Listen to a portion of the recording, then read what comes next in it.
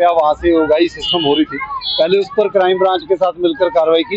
ये second location है बसई के पास। यहाँ पर नशे का कारोबार जो चल रहा था, वो जो एक दो बंदों के ऊपर इन्होंने पहले भी मुकदमे दर्ज कर रखे हैं। ये एक गिरोह बना लेते हैं, फिर यहीं से नशा चलता है।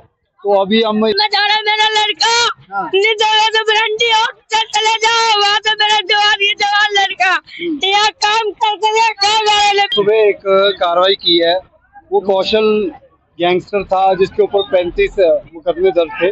वो डेयरी चला रहा था, अवैध पानी के काम चल रहे थे। 1.5 लाख रुपए सरकार ने हमारा हाल सरकार तो कुछ कर तो नहीं रही है। और जेसीबी चल चुकी है। जिस तरीके से मैं आपको दिखा रहा हूँ, पहले तो फिलहाल दृश्य देख लें किस तरीके से आज जो कार्रवाई करी जा रही है। आपकी बस्ती तोड़ दी, टूट गया मंदिर भी टूट गया, टूट गया।